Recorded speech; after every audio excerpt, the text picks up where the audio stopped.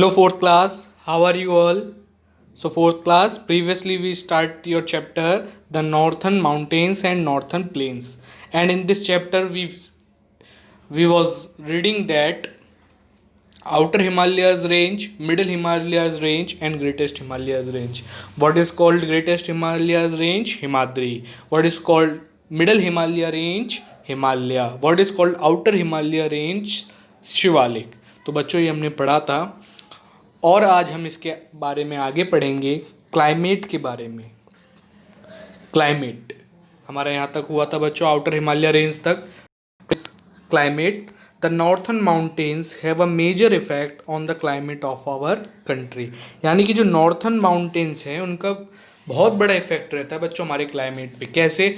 जो नॉर्थ से जो ठंडी ठंडी हवाएं आती हैं, जो और पहाड़ों के और उधर साइड के, अगर हम नॉर्थ की बात करें, जो और ऊपर की बात करें, वहाँ से जो ठंडी हवाएं आती है वो आने से रोकते हैं बच्चों पहाड़, जो नॉर्थन माउंटेन्स होते हैं. और जो नीचे से मानसून जाता है, जो यहाँ साउथ से होते हुए मानसून जाता है, ये मानसून को भी रोकते हैं उधर बादल आने में, है ना. तो इस तरीके से बहुत इफेक्ट करते हैं क्लाइमेट को, बहुत काम में आते हैं. They from a barrier for the monsoon winds, यानी कि वो रुकावट पैदा करते हैं. बैरियर यानी रुकावट, from for the monsoon winds, यानी कि जो मानसून की जो विंड्स होती हैं, हवाएं होती हैं, उनको रोकने में काम आते हैं ये. They also cause heavy snowfall in some of the states located in this region. यानी कि ये इनके आसपास में जो स्टेट्स होती हैं, जैसे उत्तराखंड हो गया, जम्मू कश्मीर हो गया, ये जो स्टेट्स हैं इनमें स्नोफॉल का भी एक बड़ा कारण होता है. यहाँ पे यहाँ पे माउंटेन्स होते हैं फैले हुए, वहाँ पे स्नोफॉल ज़्यादा होती है.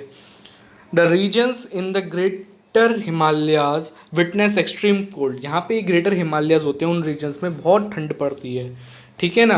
Extreme cold during winter the temperature dips below the freezing point. यानी कि जब ठंड का समय आता है बच्चों, तब तो वहाँ पे इतनी ठंड होती है कि फ्रीजिंग पॉइंट से भी नीचे टेम्परेचर गिर जाता है. फ्रीजिंग पॉइंट किसको बोलते हैं? 0 डिग्री सेल्सियस, यानी कि जब बर्फ़ जमने लग जाती है. उससे भी कहीं नीचे, यानी कि बहुत ऊंची ऊंची बर्फ़ जम जाती है, इतनी स्नोफॉल हो जाती है बच्चों, इतना टेम्परेचर कम हो जाता है वहाँ का ठंडों में. तो बच्चों यहाँ पे वेजिटेशन जो होती है, यहाँ पे जो पेड़ पौधे होते हैं, बहुत बढ़िया वेजिटेशन होती है. तरह तरह की वैरायटी, भिन्न भिन्न तरीके की आपको यहाँ पे वैरायटी मिल जाएगी, ठीक है बच्चों, सब्जियों की, फलों की, पेड़ों की. तो there is sparse vegetation in the greater Himalayas, यानी कि variety vegetation, variety of vegetation, यानी कि स्पार्स यानी वैरायटी, यानी कि बहुत भिन्न भिन्न तरीके की, बहुत वैरायटी की आपको यहाँ पे फसलें मिलेंगी बच्चों ग्रेटर हिमालयाज पे. The natural vegetation consist of pine. यानी कि यहाँ पे कौन कौन से वेजिटेशन होते हैं बच्चों, कौन कौन सी चीज़ें उगाई जाती हैं, जैसे कि पाइन. पाइन यानी कि जिस पे पाइन एप्पल उगता है बच्चों, उसका पेड़. ओक, इसी तरीके से पॉपुलर, वॉलनट, स्पर्स, फिर साइप्रस, जूनिपर एंड बिर्च. इन सबको मैं आपको दिखाता हूँ बच्चों, देखिए आपको अच्छा लगेगा. ये देखिए, ये है बच्चों पाइन, ठीक है ना. ये पाइन पेड़ होता है. ये ओक का पेड़ होता है. आपको बेड़ लग रहा होगा, लेकिन ये बेड़ नहीं होता है, ओक होता है अलग से, ठीक है. ओक का पेड़ होता है. पॉपुलर, ये आपको पॉपुलर के पेड़ दिखाई दे रहे हैं, खूब लंबे लंबे पेड़ होते हैं ये.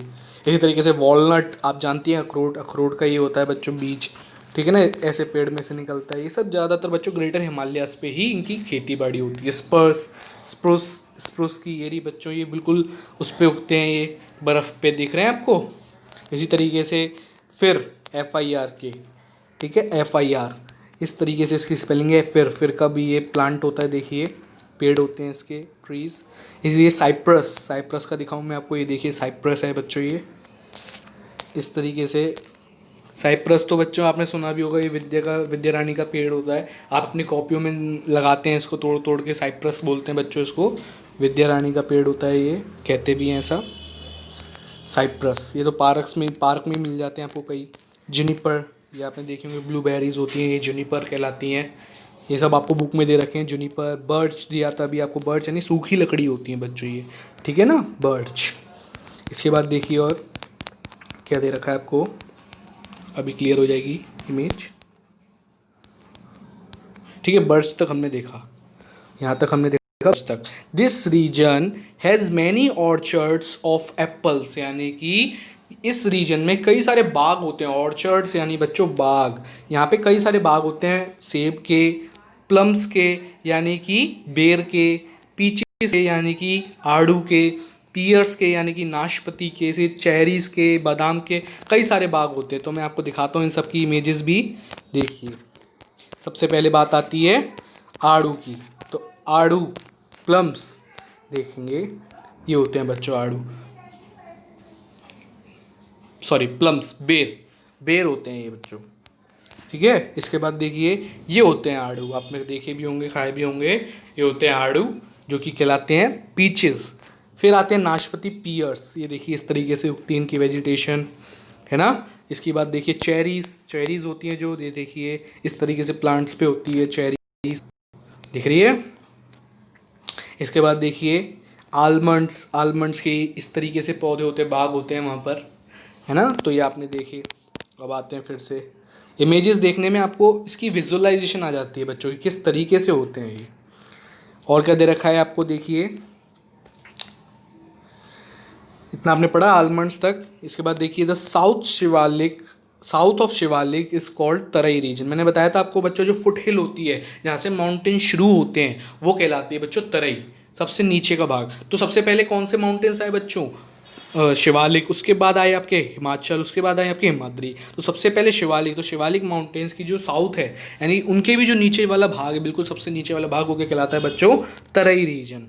तो the vegetation of these regions consist of trees, यहाँ पे भी कई सारे वेजिटेशन होती है बच्चों, जैसे कि ट्रीज होते हैं कीकर के, साल के, टीक के, बबूल के, ये तो आपने भी देखे होंगे। और मैं आपको दिखाता हूँ, देखिए सबसे पहले आपको दिखाऊंगा मैं कीकर का। कीकर बच्चों बहुत मोटी लकड़ी होती है, ठीक है ना। ये सब बच्चों फर्नीचर बनाने में काम आते हैं, कीकर का, साल का, टीक का।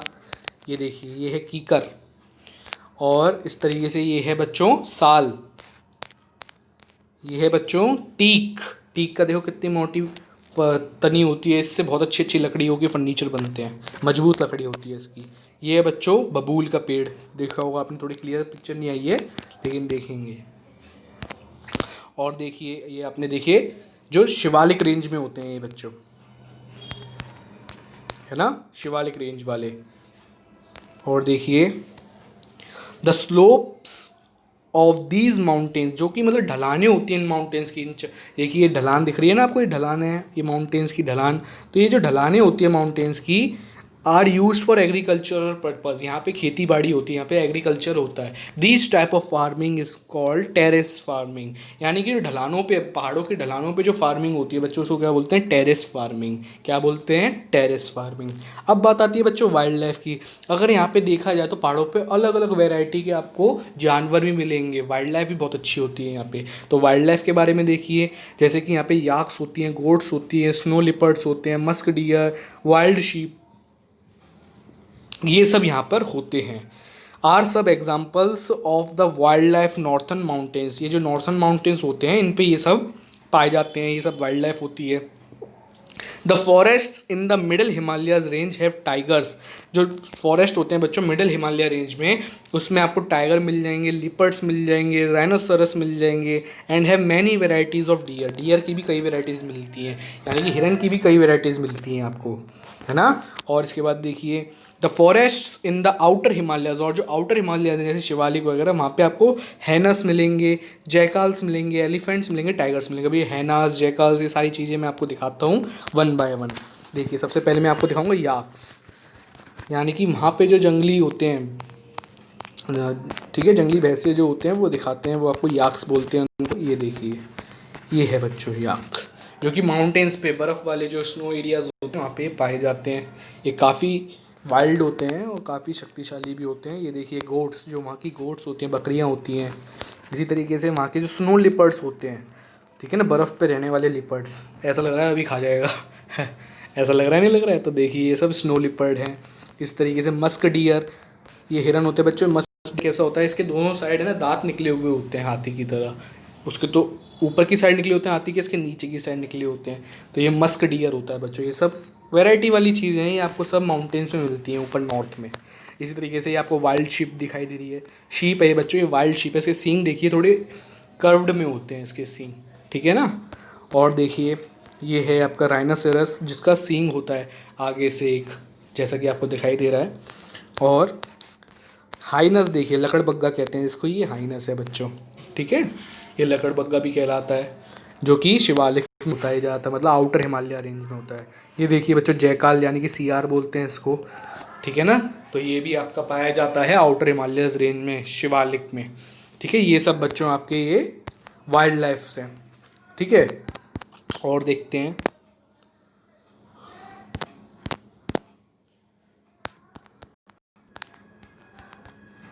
ठीक। तो आपने वाइल्ड लाइफ के बारे में देखा किस तरीके से आपके टाइगर्स, एलिफेंट्स, ये सब होते हैं आउटर हिमालय रेंज में। मिडिल हिमालय रेंज में भी हमने राइनोसरस देखा, टाइगर्स देखे, और हमने जो नॉर्थन माउंटेन्स होते हैं जो ऊपर के होते हैं ग्रेटर हिमालयाज, उसमें हमने देखा स्नो लिपर्ड्स होते हैं, याक्स होती हैं, गोट्स होती हैं।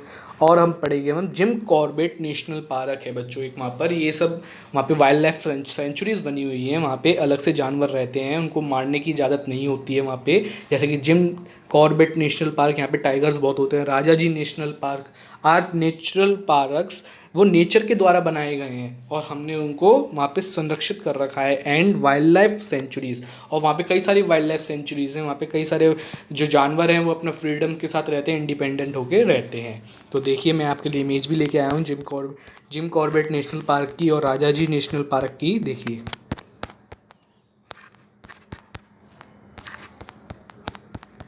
ये देखिए Jim Corbett national park, tigers की ज़्यादा वो है।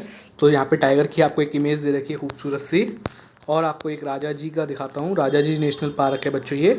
यहाँ पे कई सारे जानवर रहते हैं, यहाँ पे भी निकलती रहती है। माउंटेन्स दिख रहे हैं आपको सामने, ये माउंटेन्स दिख रहे हैं आपको, और यहाँ पे पार्क हैं, ये सारे जंगल हैं, ठीक है बच्चों। और बच्चों ये टिम्बर का पेड़ है, या आगे आएगा जो आप पढ़ेंगे तो टिम्बर के बारे में। टिम्बर बहुत अच्छी लकड़ी होती है बच्चों, ठीक है ना, जो कि फॉरेस्ट से निकलती है। ये जो दवाइयाँ बनती हैं ये सब, इस सब चीज़ों में यूज़ आता है बच्चों। ये टिम्बर का पेड़ है, ठीक है। चलिए फिर से रीडिंग पे चलते हैं। कई सारी इमेजेस देखी आज आपने, तो देखिए अभी हमने पढ़ा जिम कॉर्बेट नेशनल पार्क के बारे में, और राजा जी नेशनल पार्क, ये जो दो नेचुरल पार्क्स हैं, ये वाइल्ड लाइफ सेंचुरीज़ हैं। अब हम समझेंगे बच्चों इंपॉर्टेंस क्या है इन नेचुरल नॉर्थन माउंटेन्स की, क्या इंपॉर्टेंस है। अभी मैंने बताया था आपको बच्चों, ये कई सारी इंपॉर्टेंस है इसकी, जैसे कि the northern mountains are of great importance to India. India को कई सारी वो देते हैं ये इंपॉर्टेंस है इसके लिए। They act as a natural barrier protecting our borders. ये बच्चों नेचुरल बैरियर की तरह है, नेचुरल रुकावट है, यानी कि अगर कोई एनिमी आना चाहता हो या फिर कोई नुकसान पहुंचाना चाहता हो इंडिया को, तो वो नहीं पहुंचा सकता, क्योंकि उसको इतना बड़ा माउंटेन पहले नांगना पड़ेगा अपने देश से हमारे देश में आने के लिए। तो ये एक नेचुरल प्रोटेक्टिंग बैरियर्स है जो कि इंडिया की प्रोटेक्शन करते हैं, हमारे बॉर्डर्स की प्रोटेक्शन करते हैं। क्योंकि आपने देखा होगा ये ऊपर की साइड है हमारे बॉर्डर पे, तो इस तरीके से नेचुरली हमारे बैरियर हैं, नेचुरली प्रोटेक्ट करते हैं हमको। They prevent the cold winds of northern Asia from entering our country. यानी कि ये जो नॉर्थ एशिया है, ये जो नॉर्थ में और भी सारे देश हैं, यहाँ से जो ठंडी ठंडी हवाएं आती हैं उनको रोकते हैं, ये उनको रोकने में मदद आते हैं ये, ठीक है ना। माउंटेन से रुक जाती है, वहाँ से ठंडी ठंडी हवाएं आती हैं, वहीं पे सीमित हो जाती हैं। The forest in these mountains provide us with timber. जो इन माउंटेन्स में फॉरेस्ट होते हैं बच्चों, वो हमें टिम्बर देते हैं, जो कि मैंने अभी दिखाया है आपको। और मेडिसिन प्रोवाइड होती है हमको कई सारी वहाँ से, ठीक है ना, कई सारी दवाइयाँ वहीं से बन के आती हैं। The northern mountains stop the monsoon winds from going further north. यानी कि जो यहाँ से साउथ से होते हुए जो मानसून विंड्स जाती हैं वो नॉर्थ में जाने से रोकते हैं, क्योंकि वहाँ पे पहाड़ रोक लेते हैं। Resulting in heavy rainfall in the plains of India.